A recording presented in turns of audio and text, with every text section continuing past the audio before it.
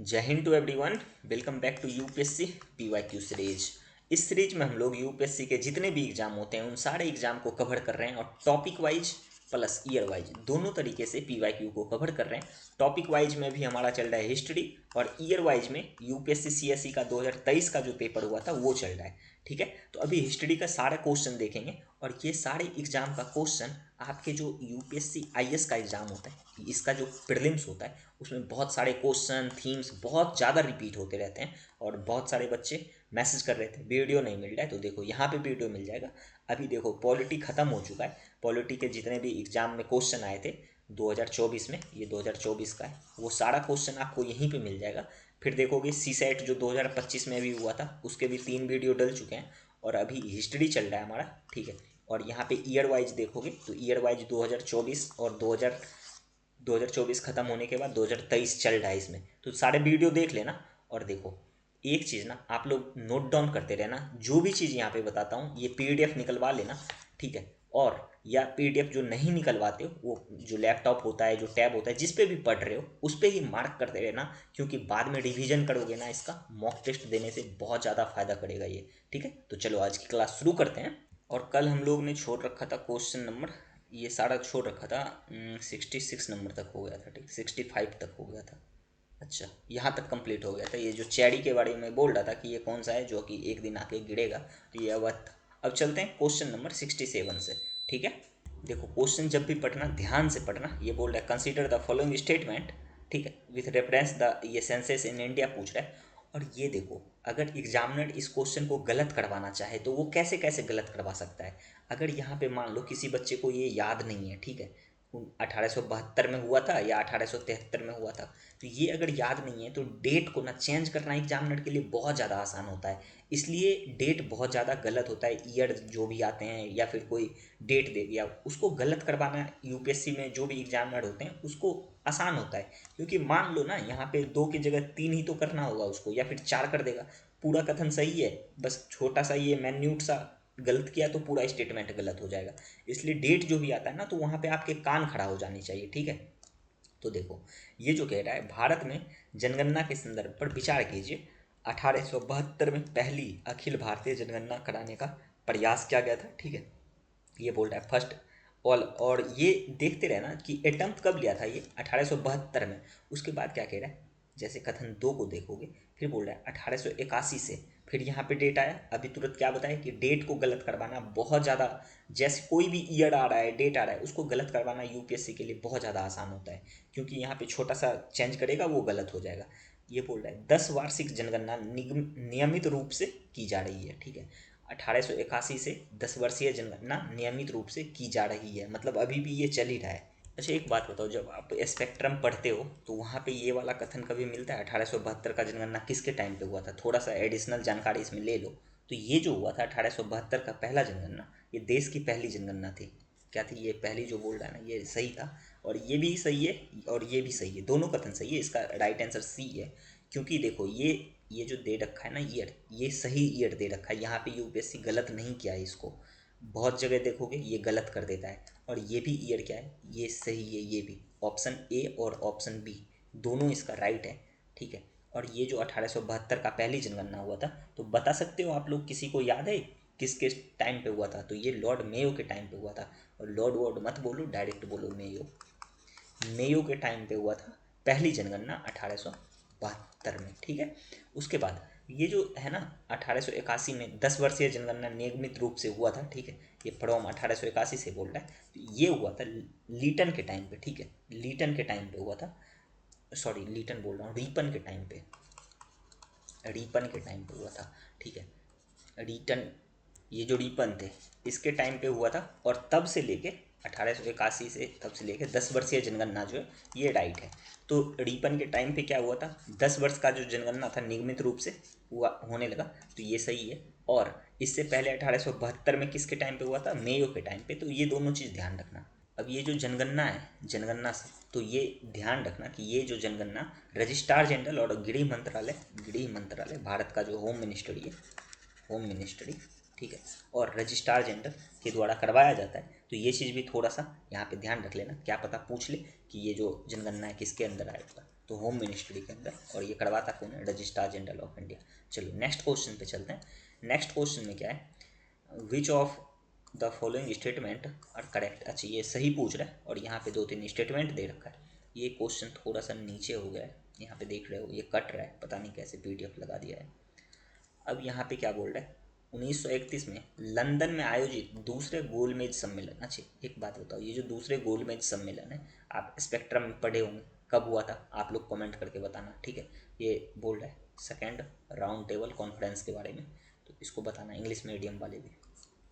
अब यहाँ पे बोल रहा है द्वितीय गोलमेज सम्मेलन के दौरान ब्रिटिश सरकार ने स्वतंत्रता के लिए मूलभूत राष्ट्रवादी मांग को स्वीकार करने से मना कर दिया था, ठीक है। ये बोल रहा है कि ब्रिटिश गवर्नमेंट जो था रिफ्यूज कर गया था, ठीक है, रिफ्यूज किया था। उसके बाद क्या कह रहा है? 1932 में भारत को डोमिनियन स्टेटस, ठीक है, डोमिनियन स्टेटस, यहाँ पे देखोगे डोमिनियन स्टेटस कब दे रहा था? 1932 में। अच्छा एक बात बताओ, ये जितने भी डेट आ रहे हैं ना ईयर वाइज, तो इसको थोड़ा सा जब पढ़ते हो हिस्ट्री तो याद मत रखना, एक ऊपर से ना ओवरव्यू कर लेना। क्या पता ये यूपीएससी के जो IAS वाले एग्जाम होते हैं उसमें बहुत कम डेट देखने के लिए मिलते हैं। CDS का ना ये एग्जाम है, और CAPF वगैरह देखोगे तो वहाँ पे भी थोड़ा थोड़ा डेट आता है। मैं थोड़ा सा पानी पी लेता हूँ, जस्ट वेट 1 मिनट।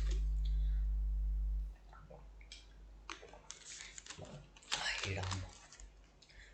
तो देखो फिर क्या बोल रहा है? वायसराय, लॉर्ड वर्ड हटाओ, लॉर्ड कोई भी खुद से बोलना ही मत इसको। ये विलिंगटन के बारे में बोल रहा है, ने कांग्रेस के साथ सुलह नीति को अंगीकार किया था, ठीक है। ये विलिंगटन अडॉप्ट किया था कौन सी पॉलिसी को? अच्छा एक बात बताओ, ये जो विलिंगटन थे, विलिंगटन, तो इसका पहले टाइम पीरियड देखेंगे, फिर इसमें देखेंगे कि काम ये कौन कौन से काम इंडिया में आने के बाद कौन कौन से इसके वर्क रहे थे, ये भी देखना है। तो इसको थोड़ा सा मार्क कर लो, विलिंगटन, ठीक। जितने भी कीवर्ड होता है ना सबको मार्क क्या करो, क्योंकि देखो अभी तो एग्जाम में बैठे नहीं हो, अभी PYQ कर रहे हो, तो PYQ में छोड़ना ही क्यों है? कुछ आराम से पढ़ लो ना सब कुछ। फिर बोल रहा है सविनय अवज्ञा आंदोलन, ओके। सविनय अवज्ञा आंदोलन की शुरुआत नमक कानून को तोड़ने से हुई थी, ठीक है। ये सिविल डिसओबीडियंस मूवमेंट के बारे में बोल रहा है, was started with the breaking salt law. अच्छी सॉल्ट लॉ था क्या, याद है किसी को? है याद सॉल्ट लॉ क्या था, या फिर सविनय अवज्ञा आंदोलन क्या था, ठीक है। सिविल डिसओबीडियंस मूवमेंट था क्या, ये भी बताना। सबसे पहले इस क्वेश्चन में ना गलत स्टेटमेंट को खोजो। गलत स्टेटमेंट मतलब कि ये नीचे से पढ़ना शुरू करो, और ये जो बोल रहे सविनय अवज्ञा आंदोलन द्वारा ये नमक कानून तोड़ने की शुरुआत हुई थी, ये राइट आंसर है। अब ये जो ये स्टेटमेंट देखोगे 2 नंबर का, ये जो बोल रहा है 1932 में भारत को डोमिनियन स्टेटस का दर्जा प्राप्त किया गया, कभी ये सही लग रहा है? जो थोड़ा सा भी स्पेक्ट्रम पढ़े होंगे उसको पता होगा ये पूरा स्टेटमेंट ही गलत है। ये इंडियावाद जो बोल रहा है ग्रांटेड किया था डोमिनियन स्टेटस को, ये गलत है। क्यों गलत है? क्योंकि देखो साइमन कमीशन कब आया था? 1929। आपको पता होगा साइमन कमीशन आया कब था? 1929।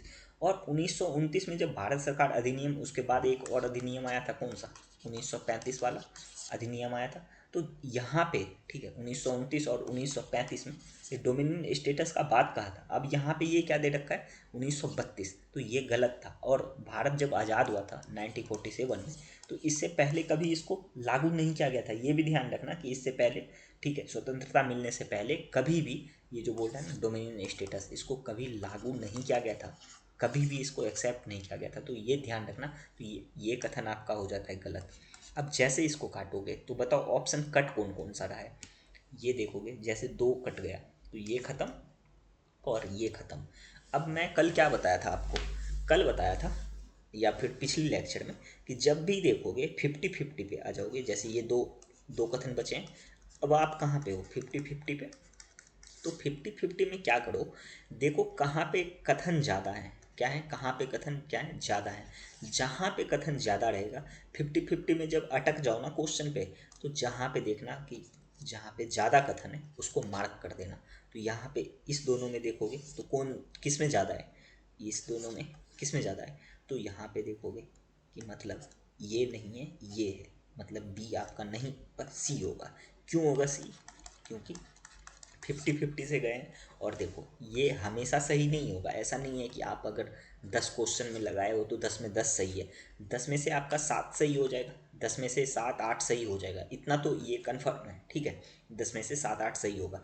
लेकिन अगर आपके पास नॉलेज है, आपको पता है कि ये तो ये सब मत अप्लाई करो, ये 50-50 वगैरह मत अप्लाई करो। और जब लगे कि नहीं नहीं होगा क्वेश्चन, ठीक है, अटक रहे हो कहीं पे, तब ये सब ना कानून, ये सब लॉजिक लगाने लगे, ठीक है। नॉलेज है तो पहले नॉलेज से सोल्व करो। अब जैसे 50-50 के हिसाब से जाओगे तो ये 4 नंबर आपका सही मिल रहा है, मतलब ये तो हर हाल में सही होनी चाहिए। अब ये 1 नंबर जो है, 1 नंबर अगर हम 50-50 के अनुसार गए तो 1 नंबर भी मेरा क्या है, सही है।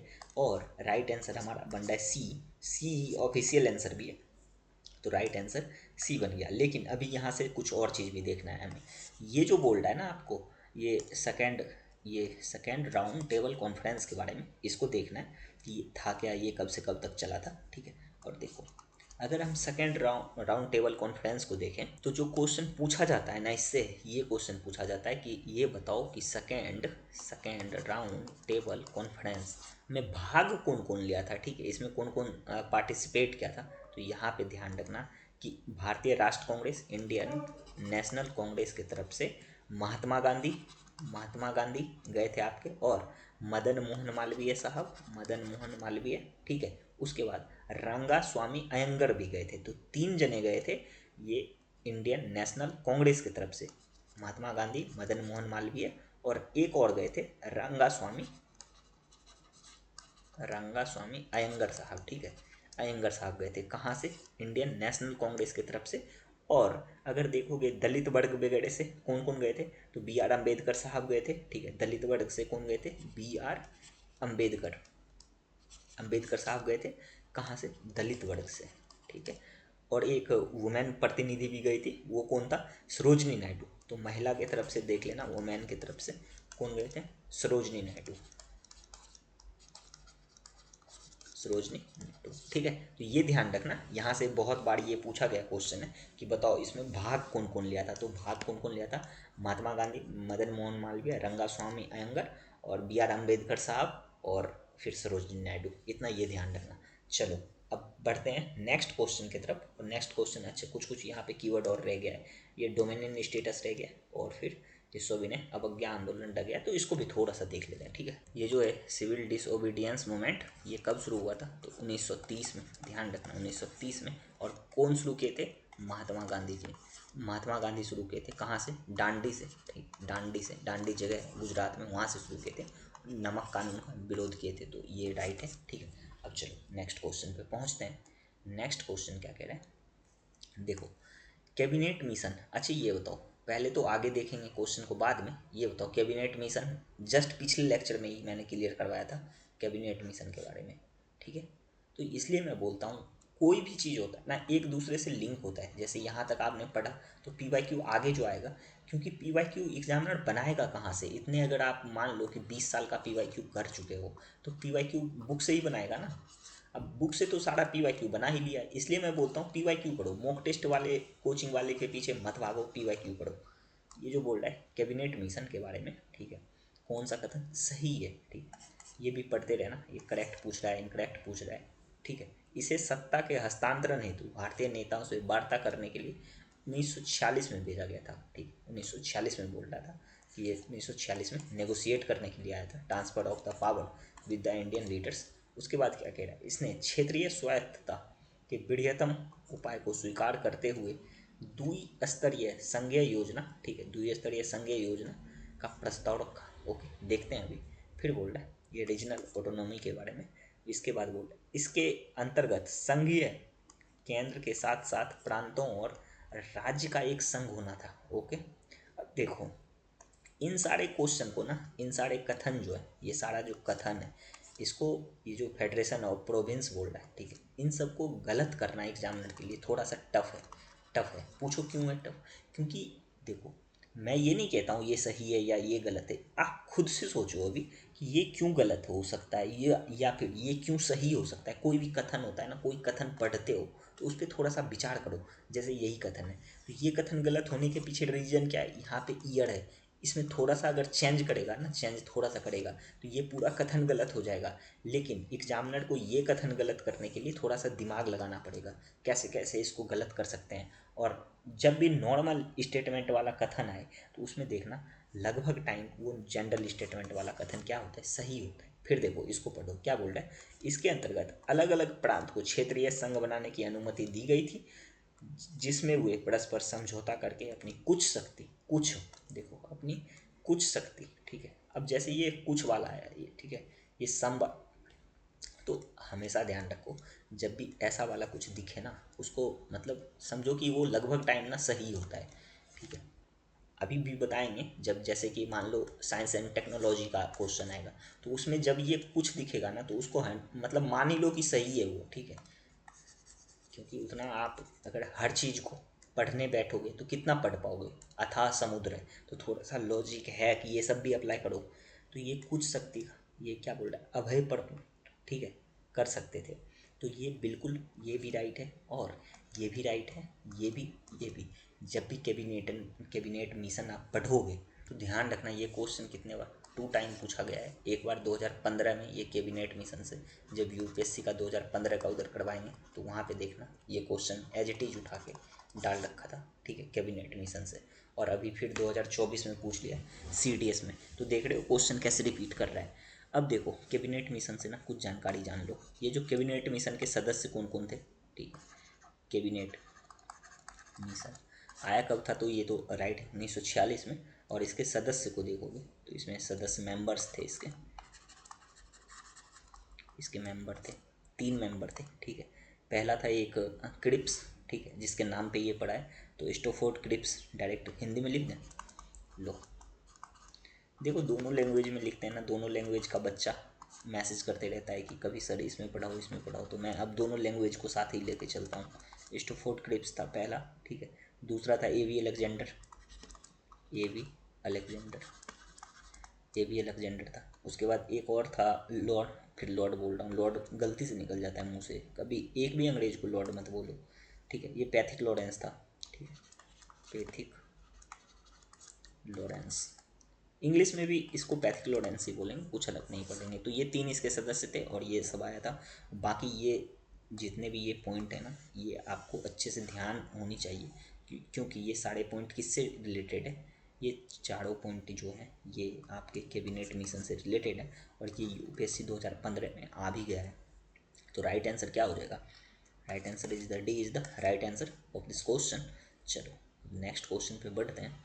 अच्छा नेक्स्ट क्वेश्चन एक ही है, उसके बाद अच्छा CAPF शुरू हो गया है। चलो कोई बात नहीं, देख लेते हैं, सारे एग्जाम जब देख ही रहे हैं तो देख लेंगे इसको भी। क्या बोल रहा है, कंसीडर द फॉलोइंग स्टेट, अच्छा पेड़ पूछ रहा है।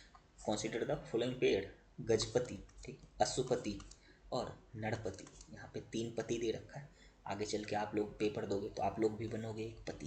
खैर चलो ये तो मजाक की बातें थी।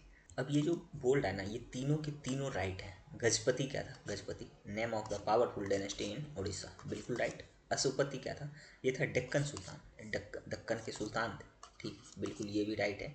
उसके बाद नरपति क्या था, ये था विजयनगर के राय, ठीक है, राय ऑफ विजयनगर, ये भी राइट है। तो ये ध्यान रखना, नरपति किसको बोलते थे, विजयनगर के राय को। अशुपति किसको बोलते थे, तो डेक्कन ऑफ सुल्तान मतलब दक्कन के सुल्तान को। और गजपति किसको बोलते थे, गजपति बोलते थे उड़ीसा के शक्तिशाली राजवंश का नाम था, ठीक, उसको बोलते थे। और यहाँ से एक ये वाला जो कथन है, आई थिंक ये अशुपति या गजपति में से कोई एक पूछा गया है, और वो दिखाएंगे जब रुद्रमा देवी वाला आएगा क्वेश्चन, तो वहाँ पे, ठीक है। तो ध्यान रखना हर क्वेश्चन लिंकेज है। तो इसका राइट आंसर क्या हो जाएगा, option C is the right answer for this question. अब चलो यहाँ पे जर्नी होती है आपकी समाप्त, जो कि यहाँ पे हमने 2 पेपर सोल्व कर लिया, CDS पेपर 1 और CDS पेपर 2, जो कि 2024 में दोनों क्वेश्चन दोनों पेपर हुआ था, ठीक है। इसमें जितने हिस्ट्री का क्वेश्चन आया था वो सब कंप्लीट हो चुका है। इसमें जितने पॉलिटी के क्वेश्चन आए थे वो भी कंप्लीट हो चुका है, जो कि प्लेलिस्ट में मिल जाएगा पॉलिटी वाला, तो आप लोग जाके फॉलो कर लेना सब, ठीक, आराम से पढ़ते रहो। PYQ को छोड़ दो, मैं करवा दूंगा PYQ, और बहुत अच्छे से करवा दूंगा, इसकी टेंशन मत लो। 8 बजे वीडियो आती है डेली, 8 बजे, बस आप लोग देखते रहो, आराम से सीखते रहो और नोट मेकिंग करते रहो। अब चलते हैं CAPF वाले पे। CAPF में बहुत सारे क्वेश्चन हैं, देख लो। चलो पढ़ो पहला क्वेश्चन, उसके बाद देखते हैं। देखो क्या कह रहा है, consider the following statement about the costumes. अच्छा कॉस्ट्यूम्स के बारे में बोल रहा है, और यहाँ पे क्या बोल रहा है, hair style in India during 4th से लेके 7th सेंचुरी AD के बारे में। चलो क्वेश्चन को नीचे से पढ़ो, नीचे वाले स्टेटमेंट से, और जहाँ पे ना एक्सट्रीम कुछ भी मिले वहाँ पे तुरंत ऐसे मार्क कर देना। तो चलो देखते हैं।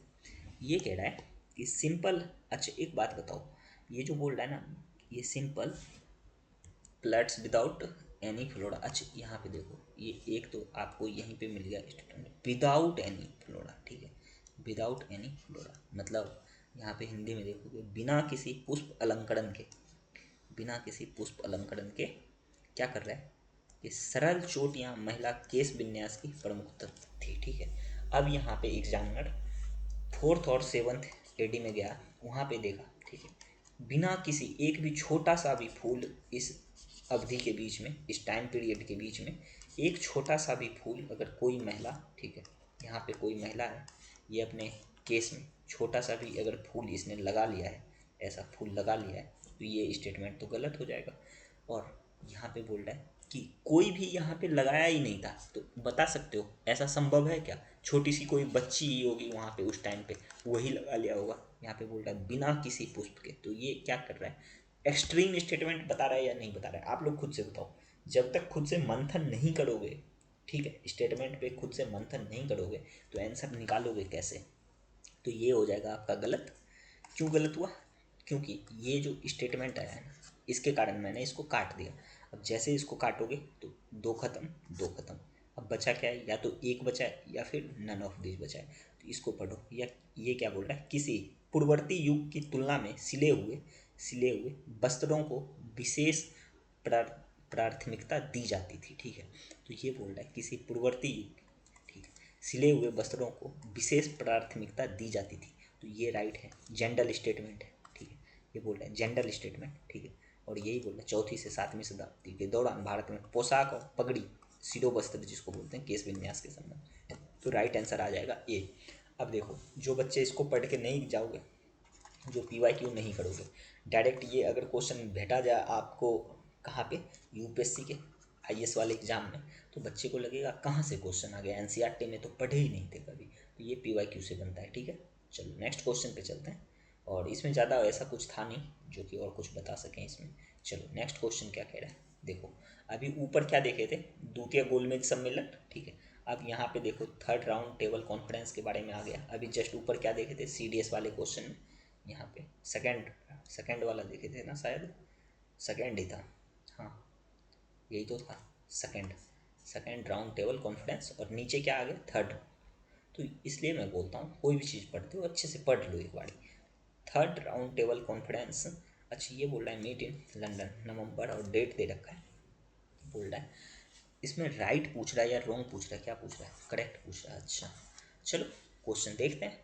तीसरा गोलमेज सम्मेलन नवंबर 1932 में लंदन में कांग्रेस के भागीदारी के बिना बोल रहा है, ठीक है, without the participation of Congress, okay.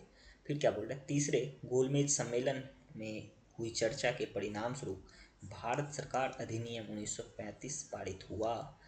फिर से पढ़ो इसको, तीसरे गोल में सम्मेलन में हुई चर्चा के परिणाम स्वरूप, मतलब चर्चा हुआ उसके बाद भारत सरकार अधिनियम 1935 को पारित किया गया था, ठीक, इंडियन एक्ट 1935 क्या हुआ था, पास हुआ था।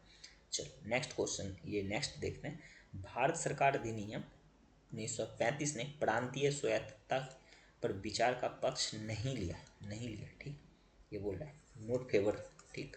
अभी देखते हैं फिर क्या कह रहा है चौथे में, 1935 के अधिनियम में गवर्नर को किसी प्रांत का प्रशासन संभालने और चलाने की कोई शक्ति नहीं दी गई। यहाँ पे देखो एक्सट्रीम जो है ना उसको मार्क करते चलो, ठीक है। ये बोल रहा है कि कोई शक्ति नहीं दी गई थी, note given any power in the act of 1935 के बारे में। तो इसका राइट आंसर हो जाएगा आपका बी, ठीक है, ये बी, 1 और 2 क्यों, ये वाला जो है अभी देखते हैं, अभी बताते हैं। ये गलत है आपका, ये गलत है, ये दोनों क्या है, रोंग है, ठीक है। क्यों रोंग है, पहला नंबर तो यहाँ पे देखोगे note any given any power, ठीक, इसको कोई पावर ही नहीं दिया गया था, किसको, गवर्नर को। और आपको पता होगा उस टाइम पे गवर्नर वायसराय वगैरह जो ब्रिटिश की तरफ से आते थे वो बहुत ज़्यादा पावरफुल हुआ करते थे, इंडियन को पावरलेस करके रखता था ब्रिटिश। और वो क्या करता था, जो अपना उसका बंदा था, जो भी ब्रिटेन से आते थे उसको बहुत ज़्यादा पावर दे के रखता था, ठीक है। अगर छोटा सा भी कोई कर्मचारी है और उसके इक्वल में मान लो इंडिया का कोई कर्मचारी है, तो वो ब्रिटिश को क्या करता था, जो भी ब्रिटिश थे उसको ज़्यादा पावरफुल बनाता था, क्योंकि उसको तो शोषण करना था ना, यहाँ से लूट करना था उसको। तो यही बोल रहा है, और इसलिए इस कथन को गलत करने का मेन मकसद यही था। स्टेटमेंट यहाँ पे था क्या, बहुत ज़्यादा एक्सट्रीम दे रखा था। फिर यहाँ पे देखो ये बोल रहा था, प्रांतीय ने स्वायत्तता के विचार के पक्ष में पक्ष नहीं लिया था। अब जब आप पढ़ोगे लक्ष्मीकांत वगैरह से 1935 का अधिनियम, जब 1935 का एक्ट पढ़ोगे लक्ष्मीकांत के बुक से या फिर स्पेक्ट्रम से, तो वहाँ पे देखना ये कथन कैसे गलत है, ठीक है। अच्छा एक बात बताओ, ये जो बोल रहा है ना कि कांग्रेस के भागीदारी के बिना, तो भाग लिया कौन कौन था, पहले यही जान लो। ये जो बोल रहा था थर्ड राउंड टेबल कॉन्फ्रेंस में भाग लिया कौन कौन था, तो देख लो, थर्ड राउंड टेबल कॉन्फ्रेंस, ठीक है। इसमें पार्टिसिपेट कौन कौन किया था, तो मुस्लिम लीग के तरफ से, ठीक है, आगा खां, आगा खां, ठीक है। उसके बाद देखोगे मोहम्मद अली जिन्ना, मोहम्मद अली जिन्ना, ठीक है। ये ध्यान रखना, इसको मोहम्मद अली जिन्ना ऐसा लिख दिए हैं, तो आप लोग जब पढ़ोगे तो इसको जेड या जे से भी पढ़ सकते हो। हालांकि इसी के कारण, ठीक है, इसके कारण पाकिस्तान से तो कोई वीडियो नहीं देख रहे हो ना, इसी के कारण भारत का बंटवारा हुआ, ऐसे बोल सकते हैं हम, ठीक है। देख भी रहे हो तो कोई बात नहीं, सीख लो। देखो उसके बाद डिप्रेस क्लास से कौन भाग लिए थे, तो बी आर अम्बेडकर साहब, ठीक है। डिप्रेस क्लास से देखोगे, ठीक है, दलित वर्ग जिसको बोलते हैं, ये बी आर अम्बेडकर साहब ये भाग लिए थे डिप्रेस क्लास से, ठीक है। उसके बाद ये जो कुछ कुछ इसमें ना भागीदारी वुमेन की भी थी, तो ये भी ध्यान रखना, अगर कभी पूछ ले कि कोई भी वुमेन पार्टिसिपेट नहीं किया था, तो ये गलत हो जाएगा, ठीक है। और ये जो बोल रहा था कि तीसरे गोल में सम्मेलन में हुई चर्चा के परिणाम स्वरूप भारत सरकार अधिनियम पारित, ये 1935 पारित, तो बिल्कुल सही। यहाँ पे ना एक वाइट पेपर, ध्यान रखना, वाइट पेपर जारी हुआ था, ठीक है, उसी के तहत यहाँ पे 1935 का अधिनियम फिर आगे जारी हुआ। तो इसका राइट आंसर क्या था, 1 और 2, 2 इज द राइट आंसर, ठीक है। अब देखो नेक्स्ट क्वेश्चन क्या कह रहा है। नेक्स्ट क्वेश्चन है, consider the following pair of the text of their subject. अच्छा यहाँ पे टेक्स्ट दे रखा है और यहाँ पे सब्जेक्ट दे रखा है। यहाँ पे सब्जेक्ट में क्या क्या दे रखा है, तलक मंजरी, तलक मंजरी किससे बता रहा है, मैथमेटिक्स से संबंधित है। और निघुंटू, निघुंटू ये किससे बता रहा है, ये मेडिकल से और मेडिसिन वगैरह से। उसके बाद देखोगे जानकी हड़न, जानकी हड़न ये किससे, लॉजिक से, ठीक है, तर्कशास्त्र जिसको बोल सकते हो। तो इस क्वेश्चन का राइट आंसर हो जाएगा ये केवल 2, ये सही है। अब ये जो है ना तिलक मंजरी, ये जो है आपका तिलक मंजरी, तो ये ध्यान रखना ये जैन काव्य थे, क्या थे, जैन गद्य काव्य, जैन धर्म से संबंधित है, और ये गणित से नहीं संबंधित था, ठीक है, जैन गद्य काव्य थे। और ये रोमांस से, रोमांस से क्या थे, संबंधित थे। और इसका रचना देखोगे ना तो धनपाल द्वारा रचित था, ठीक है। तिलक मंजरी का रचना किसके द्वारा, धनपाल के द्वारा, धनपाल द्वारा। संबंधित किससे था, संबंधित है आपका रोमांस से। ज़्यादा और ध्यान नहीं रखना है, क्योंकि यही तिलक मंजरी पुस्तक देगा, पूछेगा किससे संबंधित है, और यहाँ पे देख लो कैसे मैथमेटिक दे रखा है, मैथमेटिक नहीं था।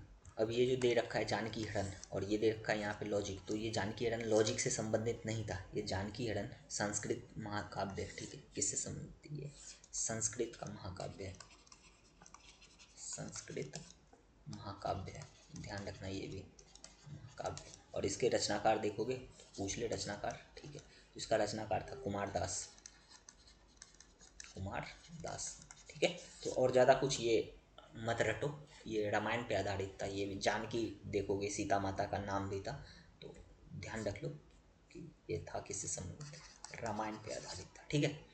चलो आज की क्लास को यहीं पे रखते हैं, थोड़ा छोटा क्लास, बहुत सारे क्वेश्चन हैं अभी करने के लिए, सारे क्वेश्चन को करवा देंगे, टेंशन नहीं लेना, बस आप लोग पढ़ाई करते रहो, और जितने भी PYQ के वीडियोज आते हैं करते रहो, ठीक है। और देखो जो भी बच्चे हिंदी लिटरेचर से UPSC का ऑप्शनल दे रहे हो, उसके लिए एक बैच है ये वाला, देखोगे जिसमें कि आपका पूरा सिलेबस कवर होगा, ठीक है। और उसके बाद PYQ, उत्तर लेखन, वीकली डाउट सेशन, ठीक है, hand written PDF, private group, सारा कुछ मिल रहा है, बायलिंगुअल बैच है, और भी जो भी जानकारी चाहिए यहाँ पे मिल जाएंगे। और देखो अगर एक बार ये पूरा आपका ऑप्शनल कंप्लीट हो गया, ठीक है, तो आप पाओगे कि दूसरे बच्चे की तुलना में आप आगे हो, ठीक है। तो जो भी बच्चे इसमें इंटरेस्टेड हो तो यहाँ पे आप पता कर सकते हो। ठीक है, चलो मिलते हैं आप लोग से नई वीडियो में, तब तक के लिए जय हिंद जय भारत।